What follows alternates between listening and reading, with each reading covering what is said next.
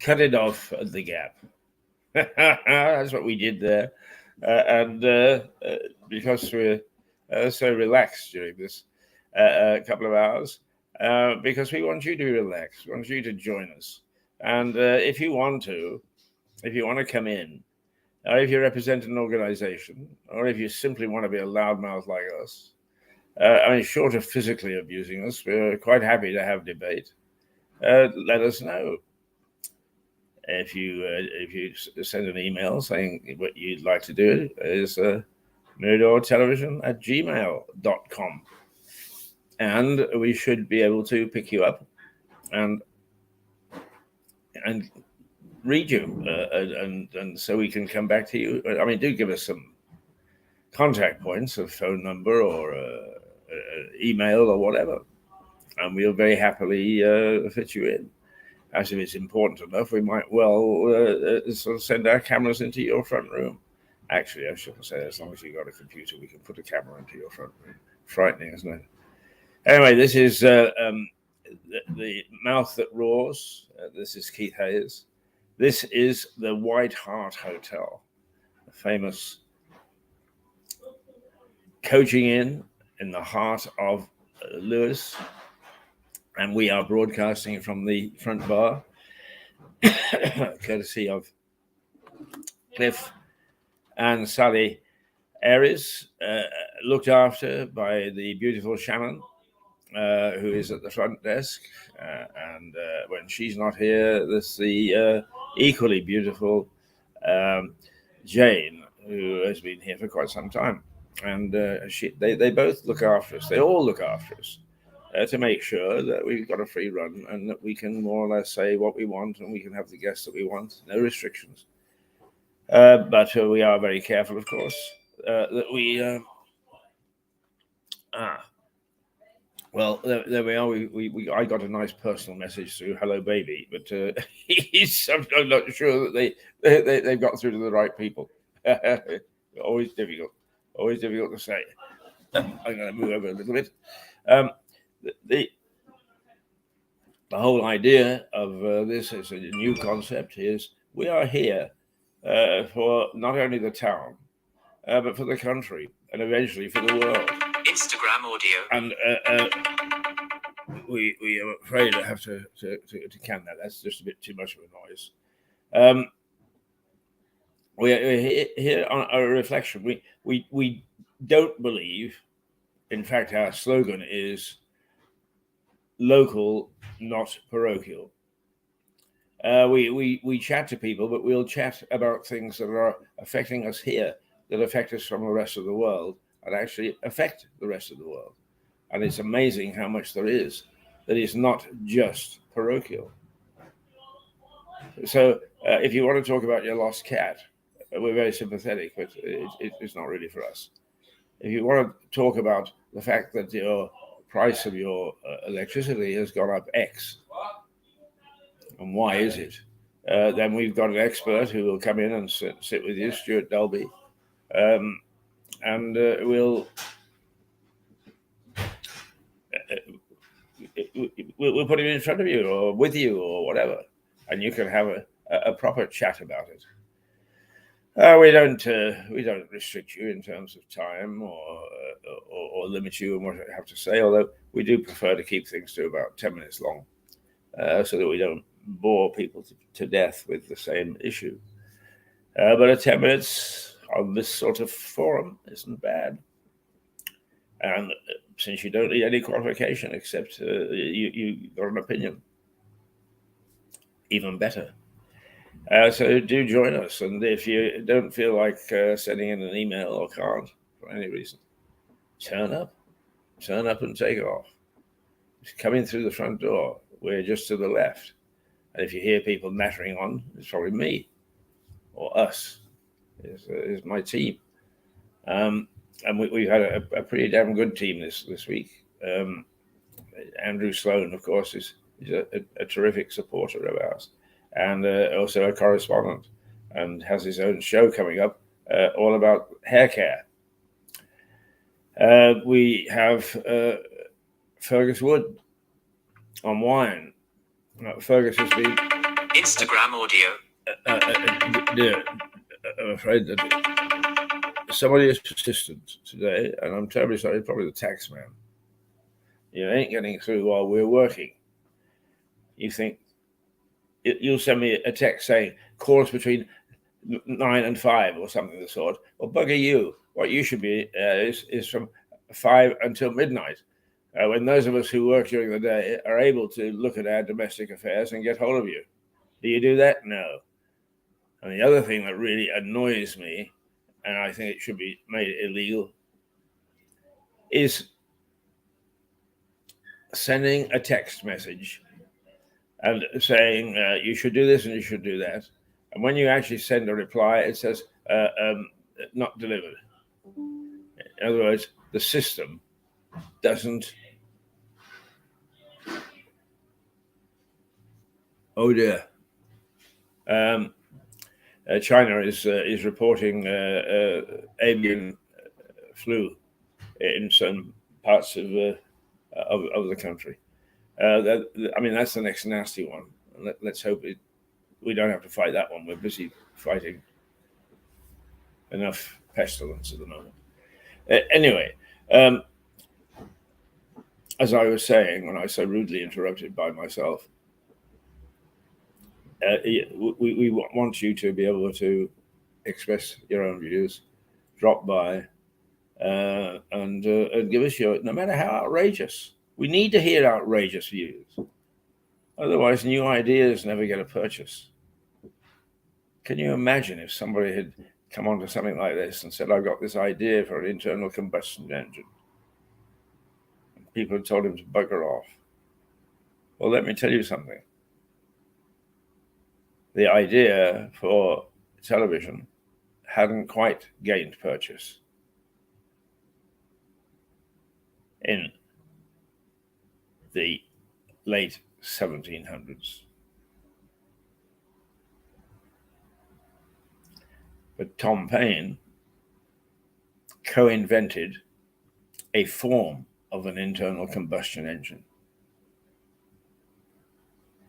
He invented or co-invented a water-driven engine, steam-powered. And at the same time, because we didn't have here petroleum, or at least not in the sense that they did in the United States, where they had lots of it, is they got there first. But Tom Paine he invented all sorts of things. One being the smokeless candle. And that's why you can pick up your book at night, not disturb household, light a candle and read by it without choking yourself to death. If you wanted to read at night, and believe me, the days were short enough, you had to have a candle, and the candles would kill you before you ended the chapter, until Tom got hold of them and invented the smokeless candle. Wonderful stuff. Yeah, have a little yawn. Because when I first got in here, Shannon was yawning. Her son had managed to keep her awake for much of the night. And that does happen when you've got children, doesn't it? So the smokeless candle was a Tom Paine affair. But Tom Paine, of course, really was known for his rights of man. And the rights of man are really is, hey, let's have some free thinking. Amazing how the world turns. Everything goes full circle. And now we've got a whole bunch of people that go under the broad term woke, who are quite determined that we shouldn't have free thinking. There's only one way of thinking, and that's theirs. And by God, the rest of us are going to know it. Let's pull down the old statue here. Let's burn the odd book there. Oh, yeah, we've heard it all before. And eventually what happens is that you start to burn people if you didn't like what they say. Anyway, that's what we're all about during this. Let me tell you, because generally speaking, we're not focused necessarily on Lewis. but we are going to have a fair old day. Some of the cloud has started to come in. It started off much the same as yesterday. I started off with the temperature, and the temperature will be the same as yesterday, 15. But for some of the day, we will actually have cloudy skies. But it'll be warm, it won't rain, the breeze will be light. So still a day possibly to even sit outside and have a drink. Who knows? Who knows? Okay. One thing that let me continue the theme. First of all, is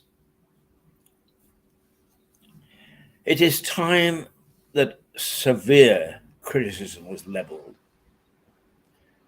at our seat of government, at Westminster. Once again, there's no sense in me saying I want to curb. I want to keep free speech going and then trying to curb it. But what I don't want to see is silly nonsense where the idea of debate is limited. The debate and the work done in Westminster is limited because they only have so much time to bring in through the system that brings into force legislation. The government only has a certain amount of time to put everything in front of the debaters. And if you're wasting that time, then that is iniquitous. That is going against the electorate, going against those people who gave you the lucrative job that you have.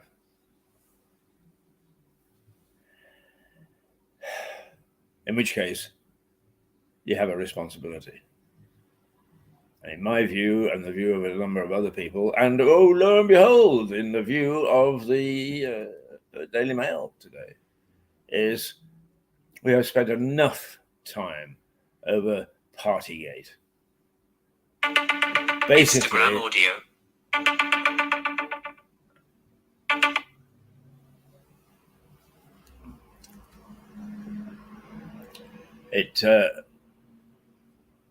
It is enough.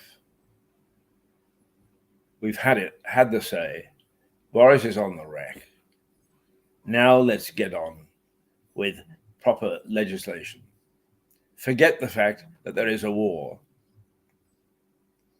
And one of the disturbing stories this morning is on a morning where we should be relaxed, but one of the disturbing stories is that the American intelligence say that President Putin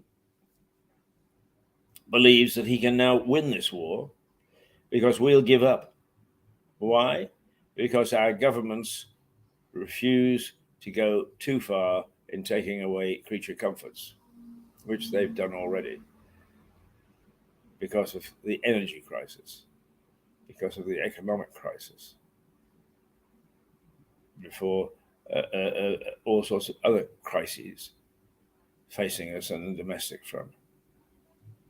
Rule of law, law and order, health, welfare, all sorts of things that are going by the board because we're at war and we're imposing sanctions. Instagram video.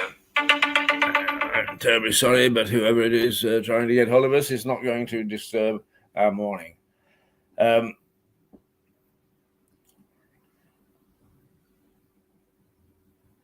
So, is it right and proper that our leaders should waste time on ice cake at Christmas? Oh, I know the principles of lying to Parliament and so on and so forth, but surely, if 650 minds were worth us voting for and putting into the seat of debate, surely, without the cumbersome nonsense applied to really what in my book would come at number 10 in a list of 10 priorities, is keeps on being kicked into play, so we're wasting time. And already we know that the government is having trouble getting its civil servants, getting the appliers, the creators, the doers, back into the office. They've all got too used to working from home. I think I might wander down to the study at 10:30. What, dear? What time's lunch? Can I go out and get a loaf of bread? Yeah, well, you know I'm at work. Yes, I know you are, darling. Yeah, well, very well, dear. Doesn't bloody work. Now we've created monsters. Okay, of necessity. We beat the pandemic. Or we curbed it. Haven't beaten it totally. But the consequences, the reactions to the way of life that we've established is becoming apparently very apparent. And those are the things which I would expect our leaders to address. Not an iced Christmas cake. And I keep on trying to focus on this Christmas cake. People say, oh, well, it's far greater than the Christmas cake. Yeah, but nobody remembers the far greater. They will remember the Christmas cake. And it's right and proper that we should have something like that. Oh, well, no, hang on. We may have, let's have a look. Oh, David Humphreys. Good morning, Keith. Hope you're well. You should meet up with Sean. Indeed, I should meet up with Sean. This is Sean Elias, who is a young man around town. He's a young man with a purpose. He's intelligent. He's interesting. And what he does is he goes and knocks on the doors of the great and the good and says, hey, this is who I am. Have a drink with me. And they do. He trots out the most amazing things. I don't know if he's actually trotted out a president yet, but he certainly is... certainly is very active, and I admire him for that. People would say, oh, they drop it. Not a bit of it. He's a bit like the Queen. She's knowledgeable because she talks to a wide variety of people, perhaps picks up a scrap of information here and a bit more there, and then reads up to make sure she knows who she's talking about and what they stand for. And so does Sean Elias. And David Humphreys is saying...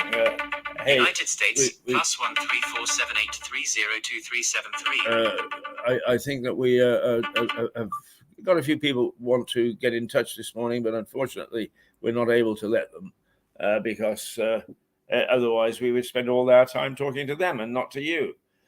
What a good idea, some of you may say. But that's the way that it is. You're just going to have to wait until 11:30 still. Like everybody else. And what's the time now? The time is 4 minutes past 10, would you believe? 4 minutes past 10. And we got in here at a little after, 7 o'clock this morning. After a very nice bus driver waited for me at the bus stop. Doesn't happen very often, but it happened this morning. Anyway, as you can see, it's all very busy. And David, good to have you on. And I hope that... that you, apart from Sean, will come up with some thoughts for us, and you'll share them with us. We are starting to get a nice group of people for the next couple of weeks.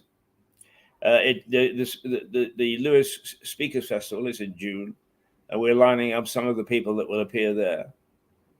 Interesting people.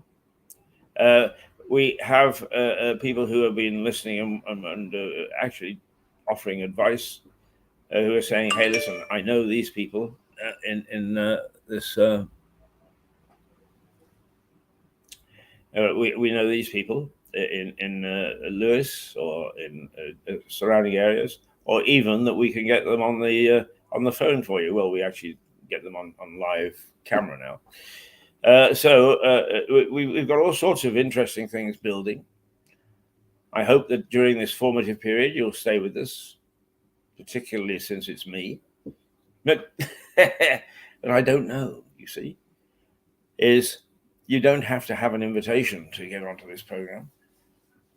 You can walk past the window and look in and see us and say, I wonder what's going on in there. And come in and tell us what you're about. You can look in and say, I've heard that they're busy wittering on. I think that my witter is as important as anybody else's. So we are able to promise you an interesting couple of hours, probably from Monday on, because having started and found out what the parameters are, what we can do, what we can't do, hopefully soon have a second camera. Then it's like everything else, isn't it? You know, you can do things in a very inexpensive way, cost-effective is the word. Cost-effective way. Then you find that when you want to do something more, is that they charge you the earth. So all these people who have got these wonderful things that we use we want to go to the next stage. We've got to earn a bit of money. So we hope very much that we're going to get a bit of money.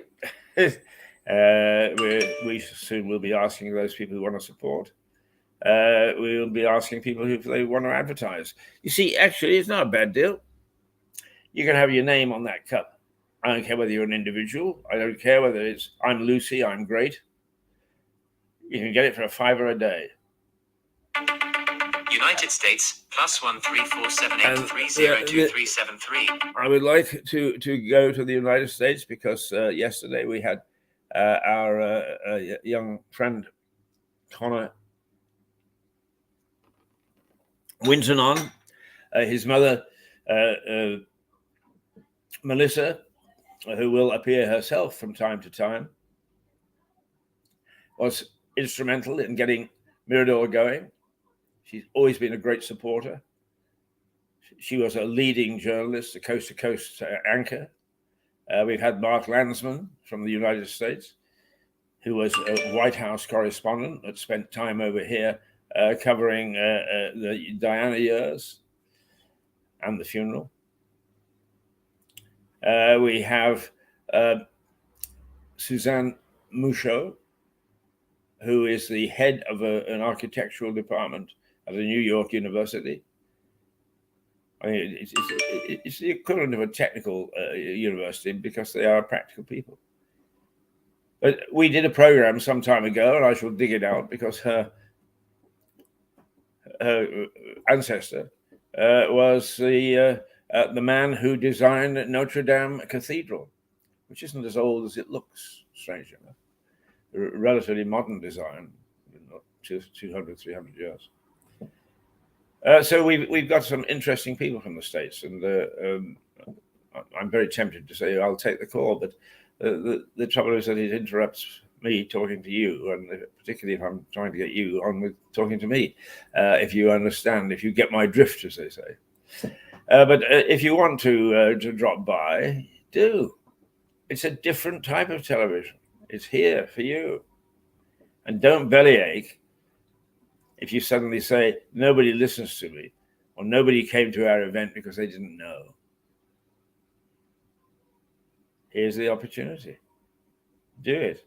It just means you getting up off your fat, you know what, and struggling down to the high street between 9:30 and 11:30, popping into the White Hart, sitting down with us. United States Oh dear. That's what I got to do. No, I don't want to. I don't want to switch the thing down in case we are in the news business, and we do need to know if something vital is happening to be people to contact us. So I don't want to switch the thing off. But that's perhaps that's indicative of the way life is. You can go hours and nobody says anything to you. You can't get hold of anybody, and then suddenly everybody wants you at once. And not only that, you answer now, right this very minute. Otherwise, I shall be very angry with you. That's the way it goes, isn't it? Okay, let's just take a look at.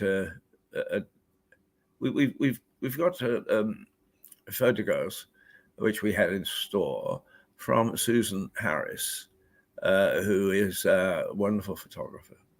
And she gets up early in the morning, and I see no reason why she can't actually be seen several times.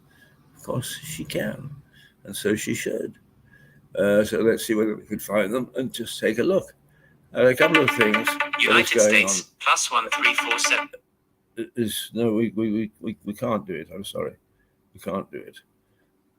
I don't know what I've done there. Never mind. Let's just see if we can find Susan and take just 5 minutes.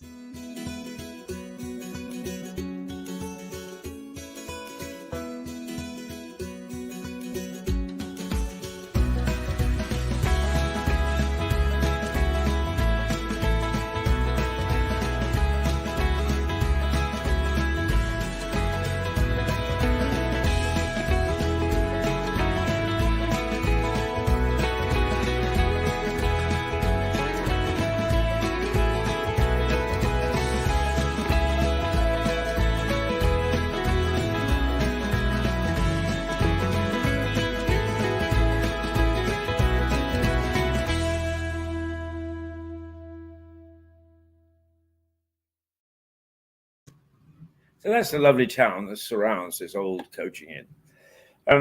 We are very gently bringing you into this new world of ours to try and let you know the background as well as the people that will be along. Let us just run through what you can expect over the next, until 11:30 each day. As I said, it's now 10:13, so you've got quite a bit to put up with before we go this morning. One or two people said that they may well drop by today, but we didn't push it because it is Friday, and everybody winds down on Friday.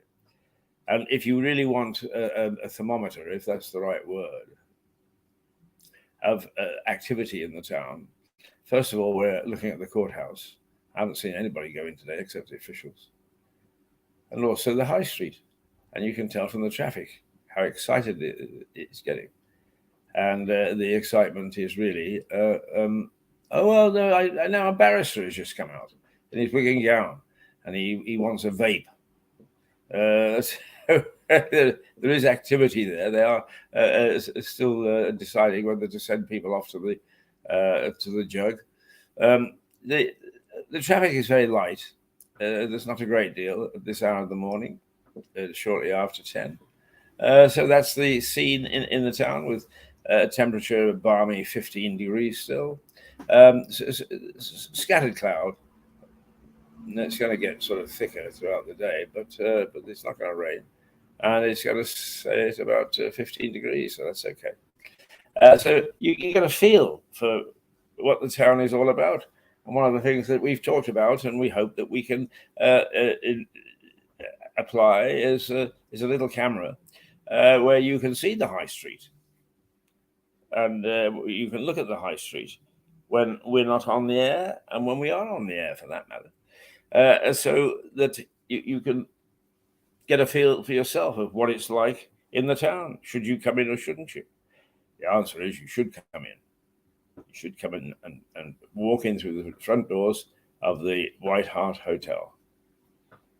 Right bang smack in the center of Lewis. Just about as central as you can get. Not far, a few minutes from the town hall, which in itself is very historic.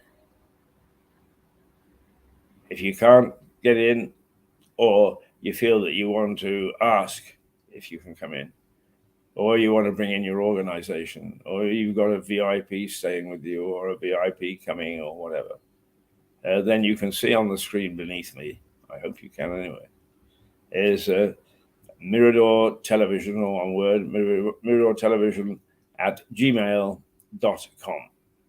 And you should be able to leave a message there for us, which we'll be able to tap into and say, hey, or yay, or whatever. And it's interesting to see the people coming in and out of the hotel. and perhaps one or two of them will look in and say, "Hey, what's going on in there? Let's go in and have a natter. Let's go in and have our say." That's what it's all about. And there is the email to let us know that you would like to and who you are and so on. Not that we really give a fish about who you are, as long as you're not a revolutionary and threatening to blow everything up. And even then, we might give you a sort of 2 minutes to explain why. We're not going to help you. So generally speaking, that is what Mirador Television is doing now. We've got lots of plans for all sorts of things. I mean, we're not going to be totally useless. Andrew Sloan is going to appear once a week. They'll appear for about an hour. And Andrew is very concerned that, and particularly in Lewis, he says, since lockdown, people have ceased to look after their hair the way that they did. And actually, that is confirmed by a story in one of the newspapers this morning, that we're only washing our hair once or twice a week. We're not washing it every day. We're not using shampoos or some of the things we did before. And Andrew says, yes, while some of this is good news, the bad news is that people aren't substituting in any way. Their hair will start to fall out sooner. They'll start to lose it because the natural look isn't the only look. And you need to be aware of what you should do with your hair. So he's going to give some tutorials once a week. Fergus Wood, who is our wine man, will be here to tell us how to look after wine, how to choose wine. And he'll flog you a few bottles too. It's very good wine, and it's a reasonable price. Stuart Dolby, who is one of our reporters, apart from being an expert in energy, does a little program each week called Energy Matters. And Stuart has been warning us of what the government is going to do for perhaps almost 5 months now. And of course, as usual, nobody paid any attention. Doomsayer. Now, as he says, I warn people way ahead of anybody else. They didn't pay any attention, and as a consequence, the whole thing has just gone scrollable. He doesn't use that word, I do. I make these things up. So those are some of the characters. We've got. It's important that we realize that there's no sense in us saying we're not just Lewis. So we're slowly getting a bunch of correspondence. Our young apprentice, Max, lives in Cookmere, I think it is, and he's going to be on hand if anything happens there. Jane Watkins will report at least once a week from Hastings. We need to know. Now, at the moment, we only look across from Brighton, the border with Brighton, across to the eastern seaboard. But we will actually start to fill in as people who have been part of us come back on stream. We'll get reports from New Haven. We'll get reports from Seaford. We get reports. Well, actually, eventually we'll go as far north as Gatwick Airport and Tunbridge Wells. So we want to make sure that we get fair coverage. But it doesn't matter. You can be in Peebles in Scotland if you want. If you feel that you've got something to add to the debate or something that we should all know, there it is.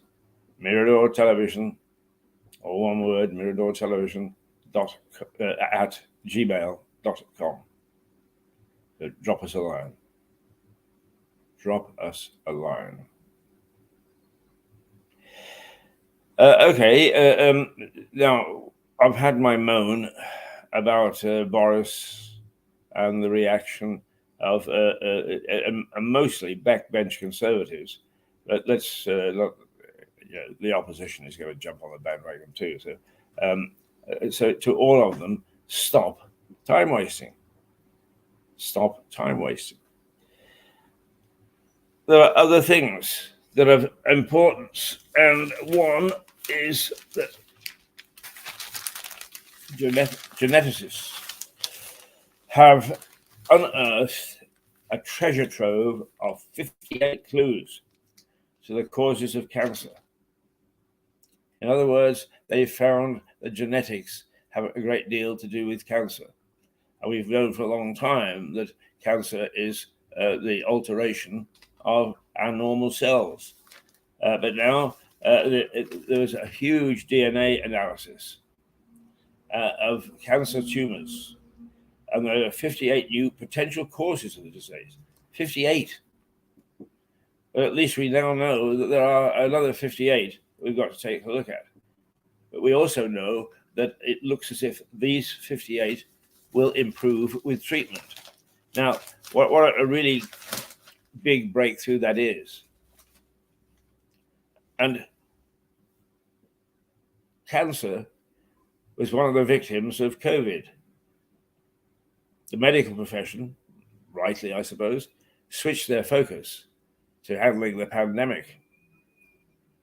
But we all seem to think that nothing would go wrong elsewhere, or that the evils that we had experienced would, on their own,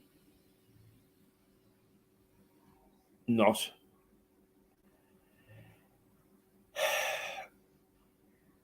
go away, or that they weren't worth bothering about. The latest figures I have, I think they're sort of improving somewhat now. But Action Cancer, or Cancer Research, sorry, there's another one, Action Cancer Research, where you can see the shop on the corner of the bottom of School Hill and Cliff, is they have, well, not that shop, but Cancer Research UK has dropped £142 million. Its income has dropped that much from donations and voluntary support. And that's an awful lot of money. And to rebuild it is not the easiest thing in the world, because we've still got our eyes on other things. So cancer was getting a free ride. Now, well, cancer research is proving it's worthwhile as supporting it financially. 58 clues to the cause of cancer. I must say that if I caught cancer, and as far as I'm aware, I haven't. In fact, I'm sure that I haven't. I'm sure the doctors would pick it up very quickly. If I caught cancer, the fact that there's new research that gives me a better fighting chance, I think I would be thrilled. So that is an important story. Story we should pay attention to. A story that really needs a pat on the back. And that's the sort of thing that we will try to do. We prefer not to do things at a distance if you're local. But obviously, if there is a national or international story, and we United can get States +1 they're not giving up this morning, or the United States, I'm afraid.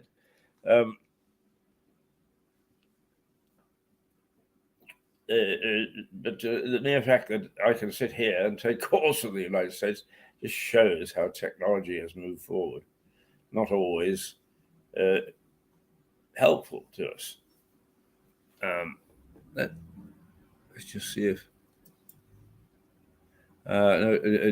David said at 10:06. Have a great day. Thank you, David. We appreciate it. Appreciate you tapping in. If we want to get hold of somebody, for instance, if we wanted to get hold of somebody to talk on this cancer issue, which we will, we haven't got what we call a fixer yet, But we will have a fixer so that when these stories come up, they will be busy in the corner there with the phone trying to get hold of these people. All we need is an email address, and we can actually bring them into our studio here and have a chat to them. It's that simple. There's no reason why we can't do it, except we just need to know that they're available. And we will try hard to bring people who can give you good, up-to-date information on these things as they happen.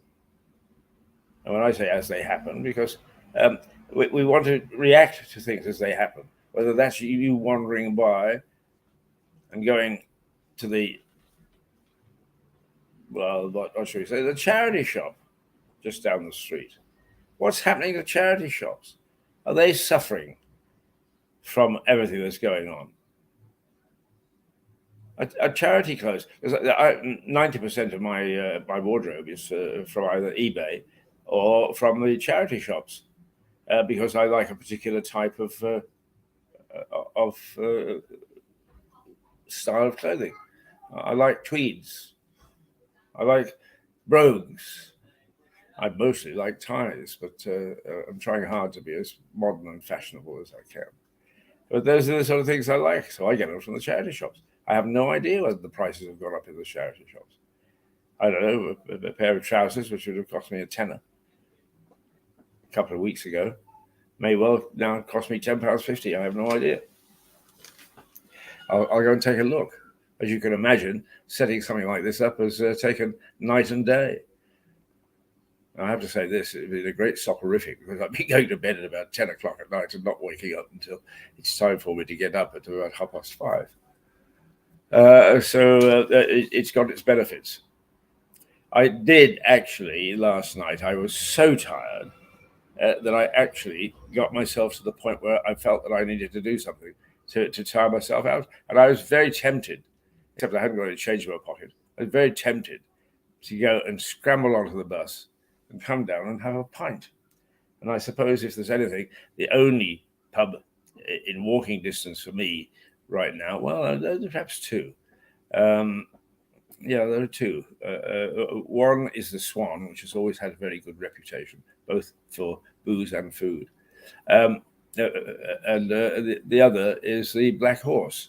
They both I can walk to, just about. The thing is, can I walk back? But I really felt as if I needed to get out and chat to somebody last night, because in my field, you can watch all the internet programs that are around, you can watch all the television programs, but generally speaking, the best feel, something that Westminster politicians should learn, I think they've forgotten it, I think they did know they've forgotten it, is the best feel you can get is for chatting to people in casual circumstances. And they will then give you, from the heart, not from the White Hart, but from the heart, what it is that people are really thinking.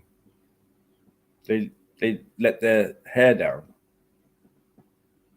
And that's when we're able to reflect what people are really thinking, as opposed to what the posh people would have us think that they're thinking, the intellectuals. So, unearthed treasure trove of 58 clues to the causes of cancer.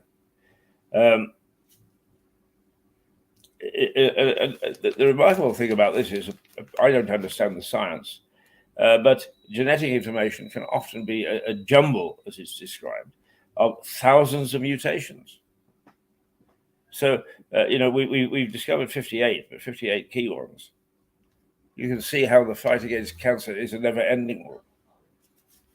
Thousands and thousands of mutations. Now, some are linked to smoking or exposure to TV rays or whatever. So we do have to be careful.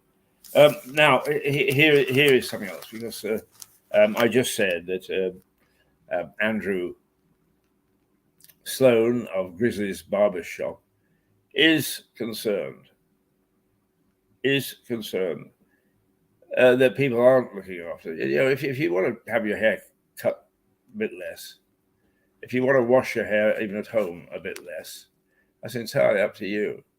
But cutting out those sort of activities in the main does nobody any good.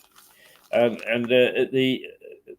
after COVID, there's makeup sales down, and hair dressing stuff down.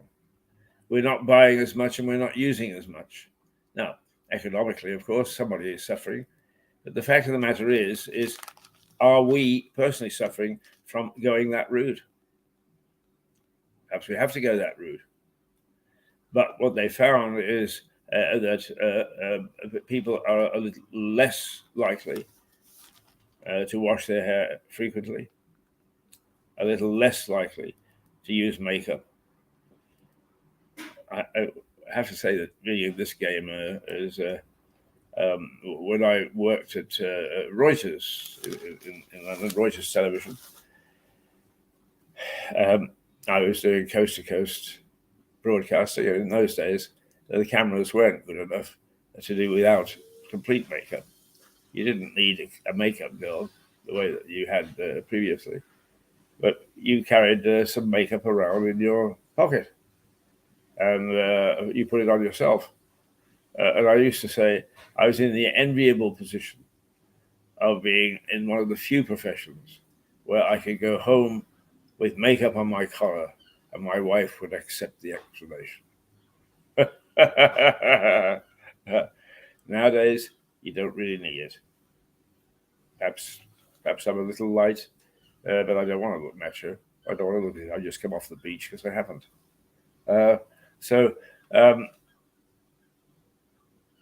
Yeah, come on in. I'm saying to people, come on in and join us. Part of our merry band. So anyway, it is not necessarily a good thing that we are doing less makeup. And that we are looking after our hair less, in some instances by as much as 10 or 15, well, actually 20% in some instances, is the drop off. Be very careful. It's a bit like diets. You go onto a diet, it seems to achieve its objectives, and then only to find out that you're making yourself dreadfully ill. I seem to have a forced diet at the moment. I'm not eating anywhere near as much as I used to. Is it age? Is it illness? Is it merely the fact that some medicines that I have to take one or two, not that many, but one or two, actually do alter the taste of things like wine and oysters and the sort of things that I like.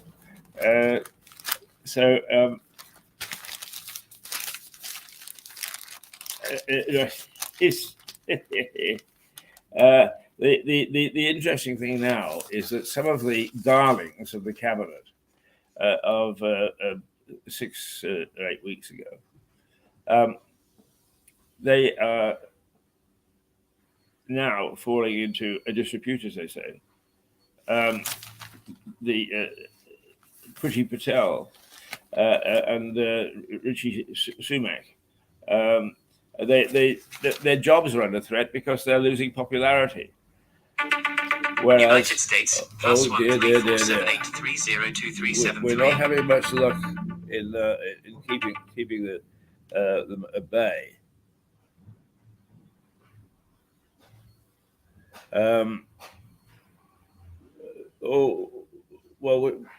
This is not an important one. It's not an important one. I can see from the centre. So I'm not going to bother. Some of the darlings of the cabinet we've been swearing at for some time are now are being found out. The fact of the matter is that our political system has become so abused, if you like, by all the special interests. You must have so many black people. You must have so many gay people. You must have so many one-legged people. Suddenly we've forgotten that these people are supposed to do a job.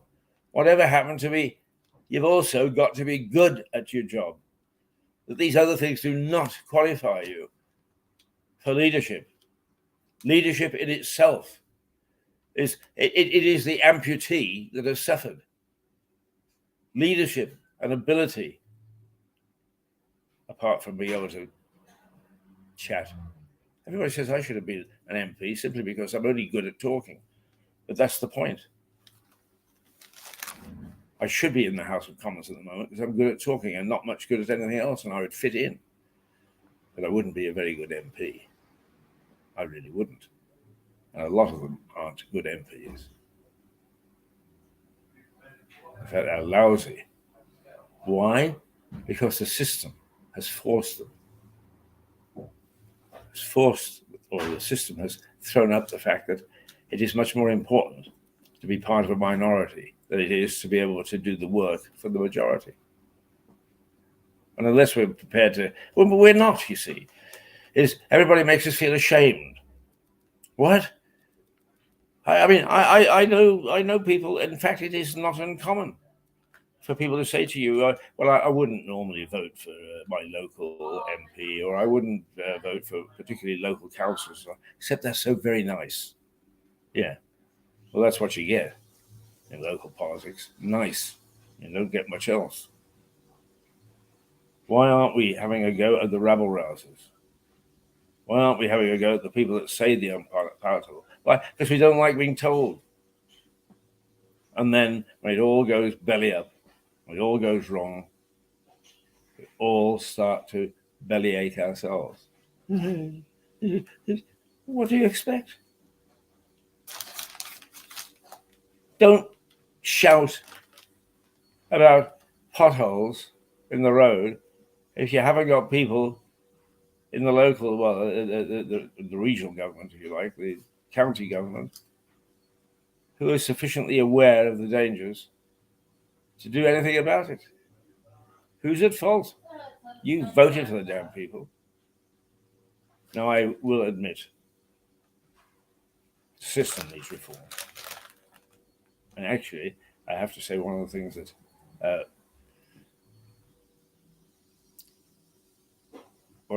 Boris said just a couple of years ago is our system needs reform, and he's right.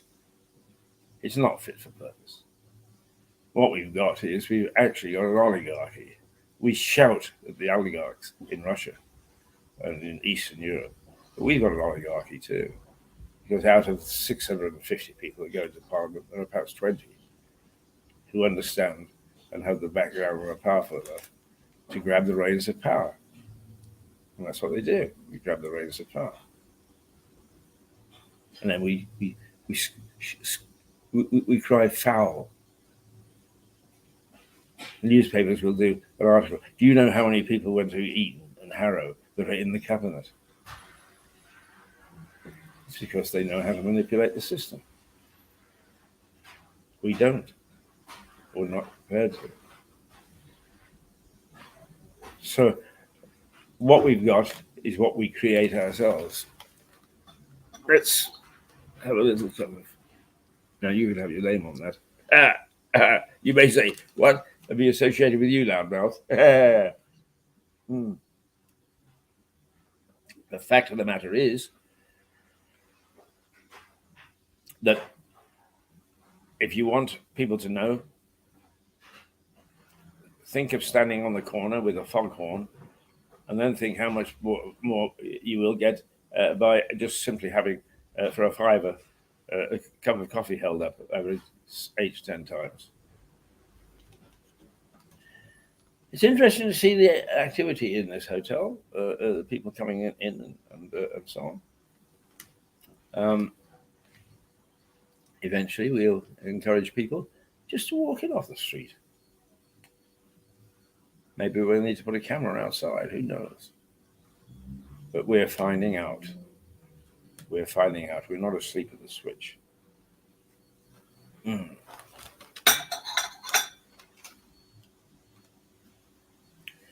We are not asleep at the switch. I don't think we are, anyway.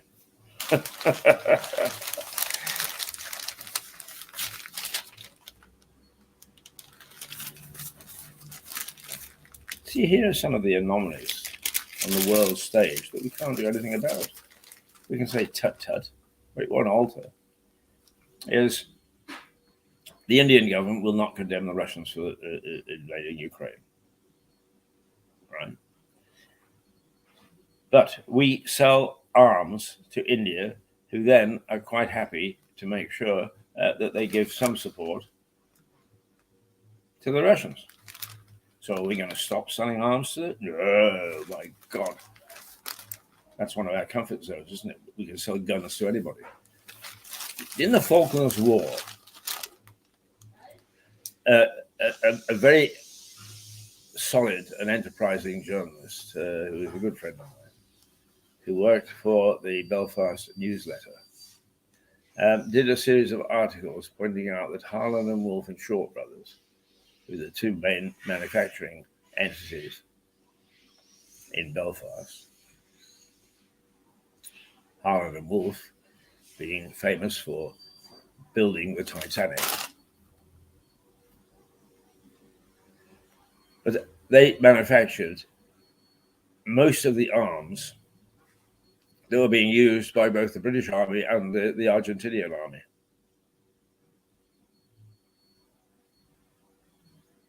Manufactured for both sides. A British company manufacturing arms for the enemy, or selling arms to the enemy, as well as selling arms to our own government. Right.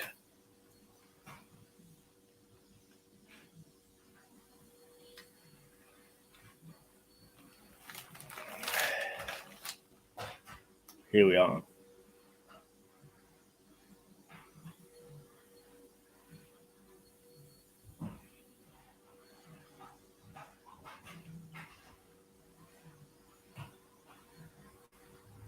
Here we are. People halfway around the world trying hard to get hold of us.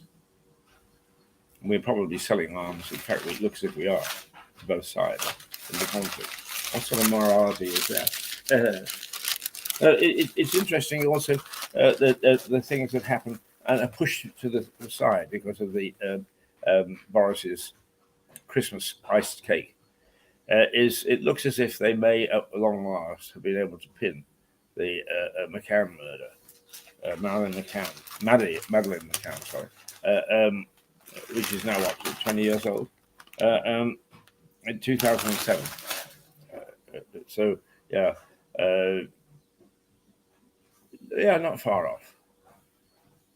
It now looks as if they through a variety of investigations and the use of technical and scientific equipment, are at long last able. They haven't named him yet. They haven't been charged yet.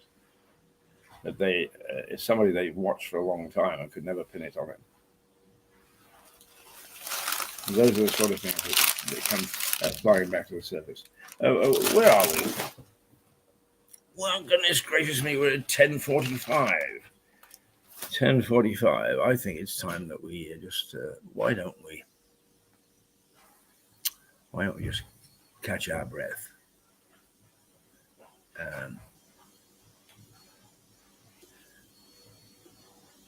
Yeah. We'll go back to Grange Park, but not this time. I know. We did one about the holiday that we were taking at Christmas, and it's still in the system.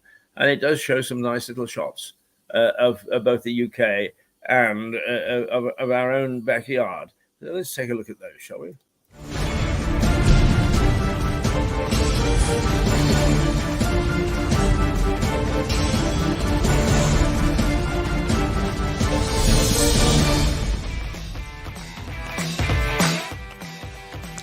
We're taking a break. Not a long break, but we're going to new places, getting new experiences, doing new things, getting ourselves refreshed ready for the fray for the next 11 months of 2022. We'll be back well refreshed with a brand new persona, a brand new look. So we're only on holiday for a week, and then we'll be on top of the world. So join us in a week's time. Mirador Television. Watch us in February. Toodle pip.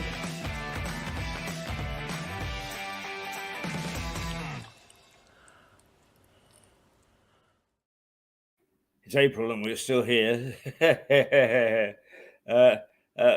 Let's also remember one of the other things that we've got to keep an eye on.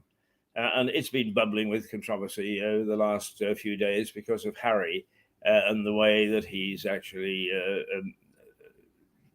accusing almost his grandmother, the Queen, of being lax. Harry is he's not turning out to be quite the hero and the nice young man. And it would appear that, well, they drag everything up, don't they? But it would appear that while he was a young man, that he was not at all the kindly chap that we thought, the easygoing Harry. And then, in fact, he had upset his grandmother several times during that period. And he's gone on to do the same thing in adulthood. But anyway, it's her birthday. Well, her birthday. Yeah, but it is birthday today, I think. It's her birthday today. Happy birthday, Your Majesty. I'm a royalist. I may say that I don't necessarily approve of all that your family does, but a constitutional monarchy is the safest form of government. And God bless you for hanging in there. So we've got a constitutional monarchy.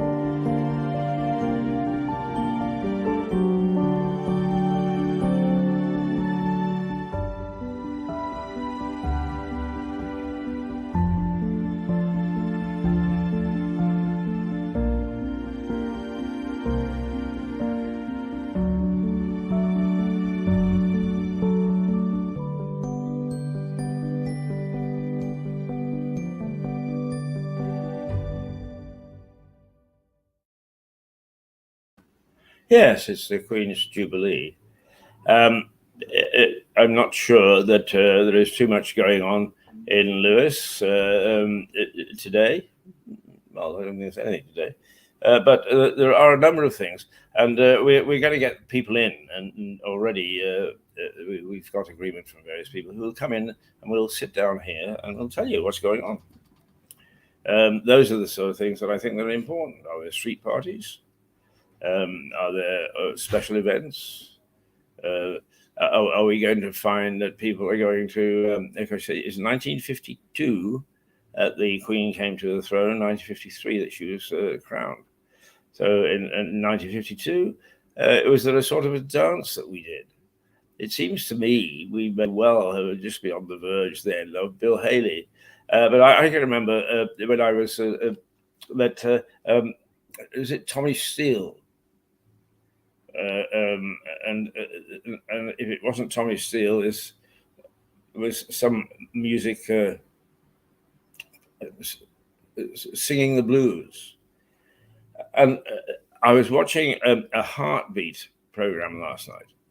Of all the programs on television, Heartbeat is my favorite because it reflects a gentler way of life and a gentler part of the world.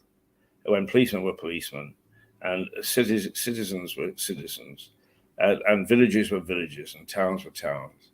And there was a demarcation between a lot of things. And in the background, there was, it was either Mule Train or Granada or one of Frankie Lane's songs. And strangely enough, when you kick around the world the way that I have, you bump into all sorts of people. And I met and got to know a gentleman called Ray Barr. And Ray Barr was a legend in Hollywood as being a musical director. He was understood his music, and he did all the arrangements for Frankie Lane. And as a result, I met Frankie Lane several times, and I saw how the huge egos that they have to have worked, but also the sensitive side. And it was vitally important that as a young journalist that I did get to know those sort of people. And that was a little bit of a throwback, if you like, a little bit of memory lane for me when I heard that being played on Heartbeat last night. Quite remarkable. Anyway, there it was. So the Queen's Jubilee is all sorts of celebrations will take place. But one of the things I think it would be rather nice, and we have started to do it, is compile some stuff from 1952, things that happened in 1952, and we will be playing a series. Can I also say to you, if you've got any program ideas, if you've got any video you'd like shown, by all means contact us. You can see a contact point below here.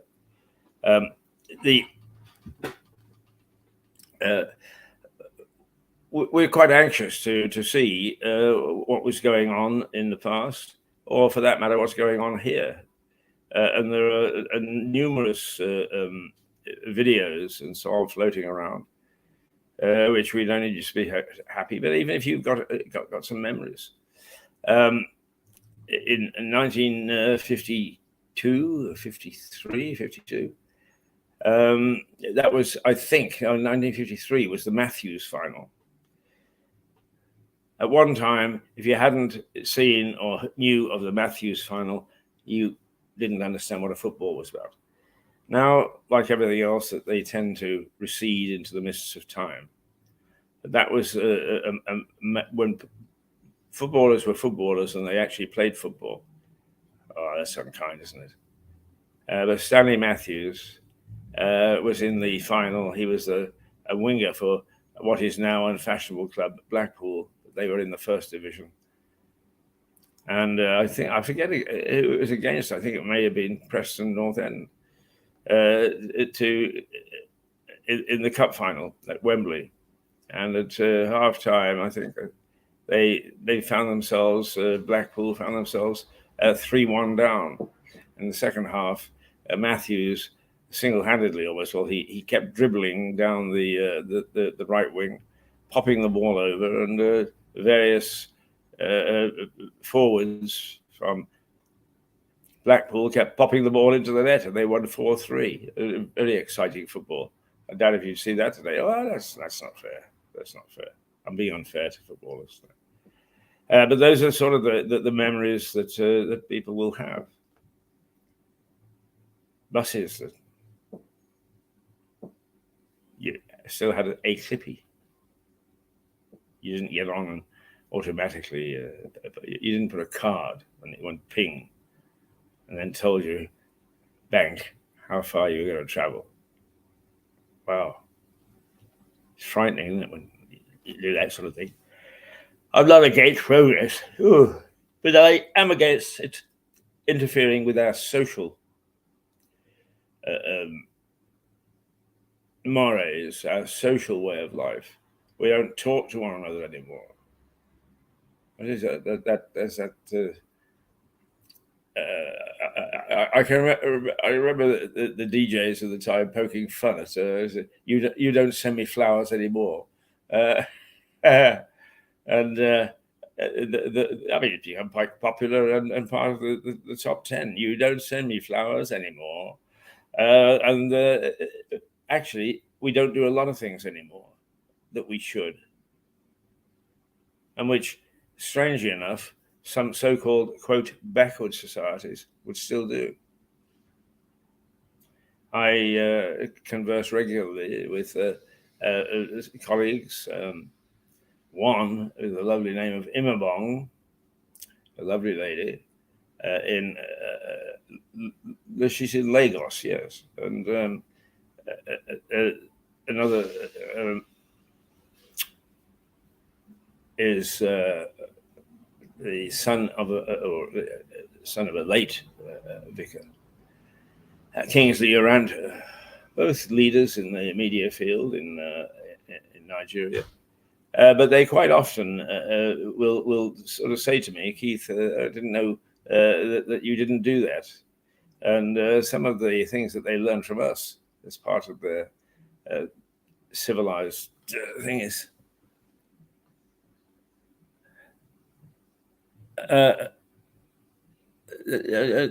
people are trying to get hold of me on the phone. It's interesting, but I just can't take this right now. And it is a good thing to be able to say no.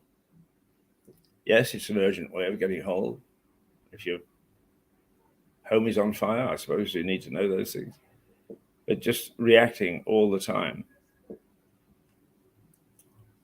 is difficult. It's difficult. And it shouldn't have to happen. Right, okay. Yeah. Having a nice little chat. 10:57. Yesterday we went to about 11:15. If there is somebody in the studio, we will go to 11:30. So we'll go for another 15 minutes, in case there are people that are going to come by, because quite often getting going isn't for the faint-hearted at 9:30. I know what I was desperate to say. There is a wonderful columnist in the Mail, a guy called Tom Utley. His father was a Fleet Street legend, and he had a very distinguished career. But he's very folksy and very down to earth in the things that he writes about. And if I can find it, it's worthwhile. His column this morning is about the fact that somebody has said that as we get older, we tend to become less generous, more generous, and that the younger are those that are very careful with their money. And what he's saying is it's the other way around with him. He's getting meaner as he gets older, and his wife is the one that will give everything away. Oh, here we are. Yeah, if we oldies, hang on. I'm a fan of this, and actually, I've been promised a lunch with him. He's one of the people that I really would like to have lunch with and chat to, because I like his style of journalism, but I also like that. If we oldies get more generous as we age, how come I'm still a meanie and Mrs. U is always being a saint? And it is a very amusing way. He actually, in his very amusing way, he outlines how if the people who are charity people and are looking for donations and so on hit his household, don't hit him, because he's likely to say no. Whereas his wife will see a lame beggar at the door and give him a half a crown. It's one of those things. It's very perceptive, and life is like that. I have become much meaner. I was Mr. Generous one time. I give everything away. In fact, I sometimes regret that I've done it now. And I came from a family that did that. In fact, I got quite cross with my great aunt because she gave my trains away while I was abroad. There it was. That's where those things disappeared. I had to start all over again. Anyway, that was great aunt Laura. But Tom Utley is in a very folksy way, and I would recommend to you, if you like to see the average bloke, the nice bloke, the thinking bloke operates, what he does that is mean and what he does that's not, what are interesting to him, what's of interest to him, and what's not. So Tom Utley in the Daily Mail is one of my favourites. He appears on a Friday, and today that's what he's saying is, as we get older, or he gets older, he gets meaner. But the average is that as we get older, we get more generous. And perhaps it's because as people get older, they've got more money to spend. Well, not much more. Pensions are not rising. Cost of living is. Energy prices. A lot of older people who are now beginning to suffer, even though they would have been considered to be in good financial health, even 2 months ago. But it's the way that we look at things, I think. And there have been so many scandals with charities and so on that we are now, older people are a bit circumspect. We've been taken.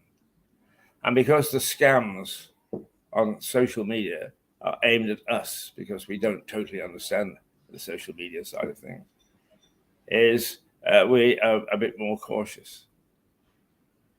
So we have to be careful, more careful. And as a consequence, we're looking after our money rather better than we used to. And that the younger people are starting off generous, and that they're becoming meaner as they. So there are one or two of us, like Tom Utley, who follow the trend of the young, and not the trend of older people, who will still give stuff away when they're 95. And Utley is worth reading. Take a gander if you. I doubt, because I recommend it, is that there are too many people that are going to follow that. Right. Let me say to you that this is not going to be necessarily the form. Perhaps on a Friday we shall ruminate. But we do have some exciting and vibrant people coming on the show in the next. We've got a good number of people from the Lewis Speakers Forum, which takes place in June. We had a couple the last time it was here, and interesting they were. I did the head of GCHQ, and the way that he explained the demise of 007 and the rise of the cyber spy was fascinating. The only thing is, I'm not sure that he's got it right, because we suddenly find that, well, I don't know, I suppose it's cybercrime. Did anybody break into number 10 to actually tamper with the phones, which was reported at the beginning of last week? Difficult to say. We don't know.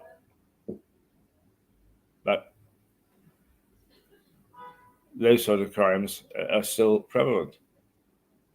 Still, perhaps not wearing a Beretta, although I personally fancy the Beretta. That's what I wear when I go out spying. It's perhaps not fashionable anymore. Perhaps a degree in computer science is a good thing for GCHQ. But I sometimes think that we abandon the old at the cost of the new, and that some countries, when it comes to spying, use some of the old ways of doing things, and that they actually succeed where we, using the new, fail. It's a question of how fast we go. So those are the sort of things that I think that we need to take a look at. Are we doing things the right way? Have we gone too fast? Certainly, I believe that in terms of computers, we have gone far too fast. Oh, somebody's coming through the front door. It looks as if he might want to come and sit and talk to us. Who knows? No, he's gone into the farmer's bar. The farmer's bar is not the farmer's bar anymore. It's a nice lounge where people do sit down.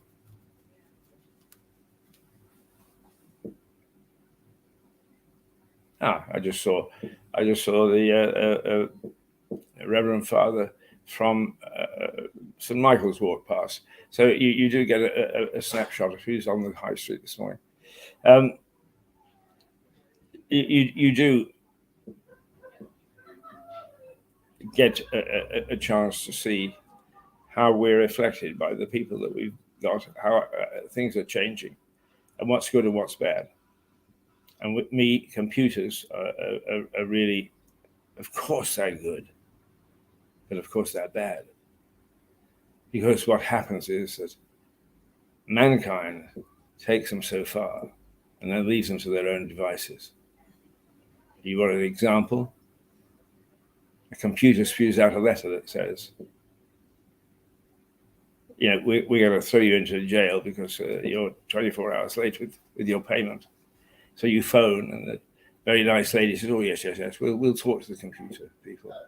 We'll make sure that this doesn't happen. You won't get these letters." Like hell. They continue. The computer doesn't listen. The computer people don't listen. There is no internal communication. There's no internal communication. What is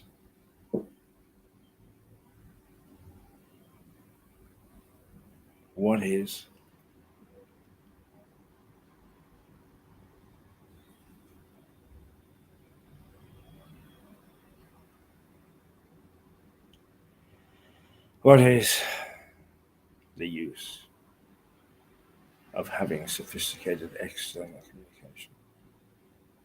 You don't talk to the people inside. How can you sensibly talk to the people outside? And we're not.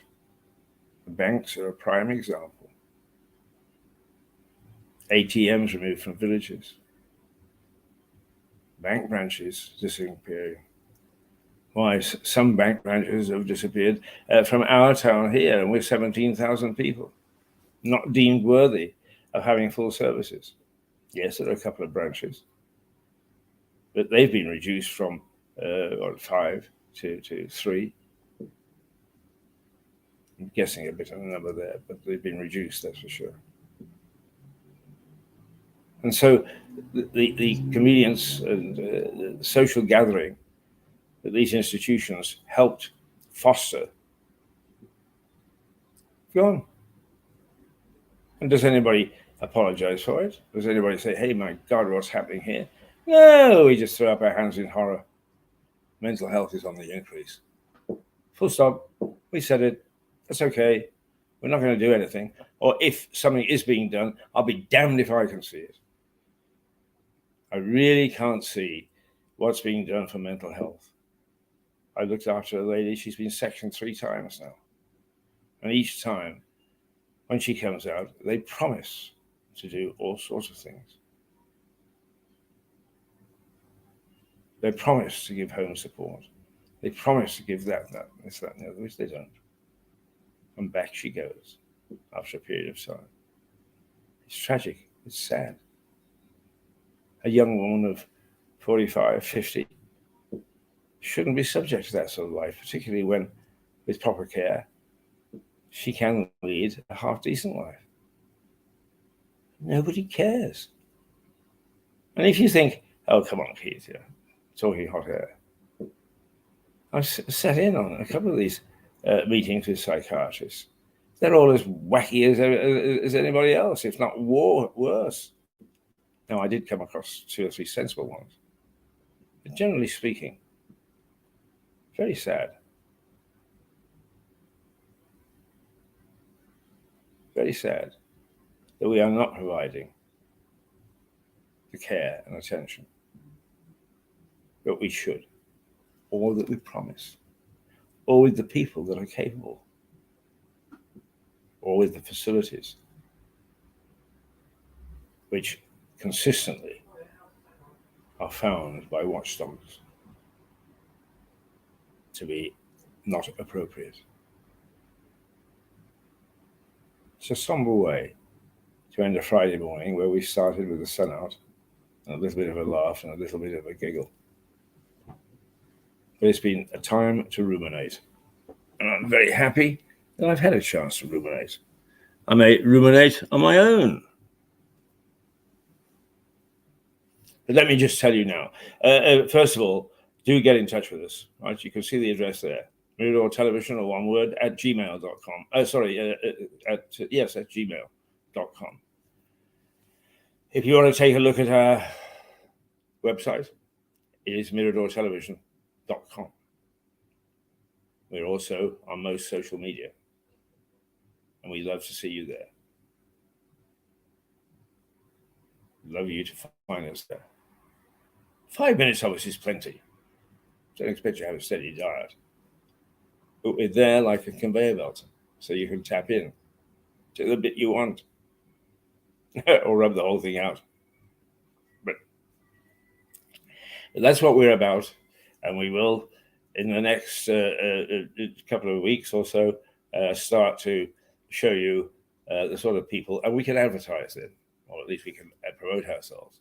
We can tell you who we've got on on any given morning that you may want to listen to, or you may even want to talk to, or you may want to come and join, because the studio door in the White Hart Hotel is open. We had some nice people in this week, interesting people, and they're not all famous. Not all famous indeed. So that's us. Sorry. Yes, we got a wine show coming. We've got an art show coming. We've got a hair show coming. But we also will be doing all sorts of other things. And I mentioned what I'm going to do is to start off a series of love stories, because there are terrific love stories across East Sussex over the years. And I said yesterday, what is the relationship between a wooden cross propped up against a church wall in a village church in East Sussex and the cross on Calvary and the Center of Learning in Athens 50 years after Christ was crucified? It's mainly a love story, but it's interesting to see how things are linked, if you like, and how you can find some of these interesting things. So if you've got a great love story, it can be your own for that matter, let us know. I can be as soppy as the rest.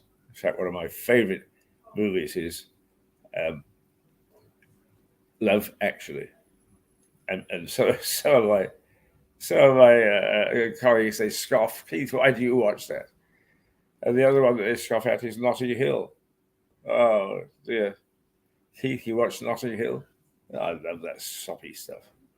I really do. So, all in all, it's, yeah, I am soppy.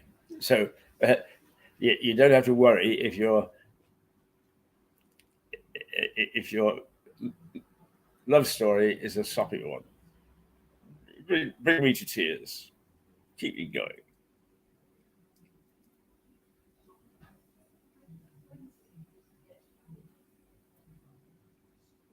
Never mind.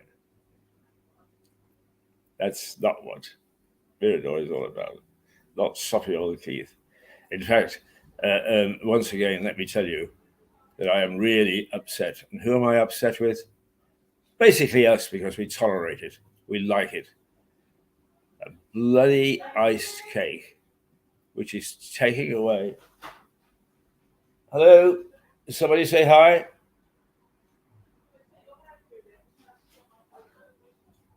Oh, it's a group of people. I should have come in and said hi.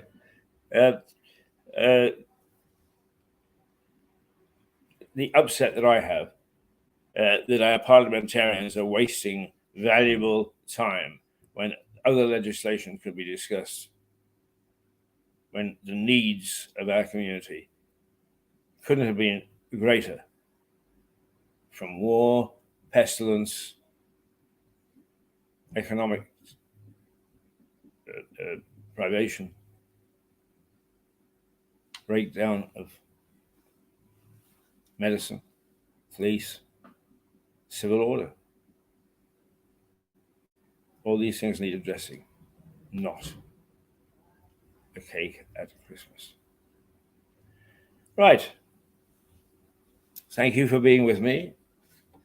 Sorry, it's me that's been droning on, but I'm sure most of you haven't wasted your time. But I hope that you understand where we're at now, what we're doing, and that we will see a steady drip of people on this screen, in this studio, chatting about the things that matter. What shall I play out? Let's play out the morning generic, shall we? Yeah. Right, y'all. It is now 17 minutes past 11 on a Friday. We will be back with you on Monday at 8:30 for Break an Egg, which is a look at what's happening in the news, what the weather is all about. A reminder to get out of bed, through to 11:30. In fact, now, when we hope that we will fill interesting people, interesting facts, interesting stories, interesting people. Thanks for joining me. Keith Hayes, Mirador Television. Mirador, that means a small turret from Lewis in the UK. And representing or reflecting what's going on in the world, in our community, and right there out on the street. Toodles.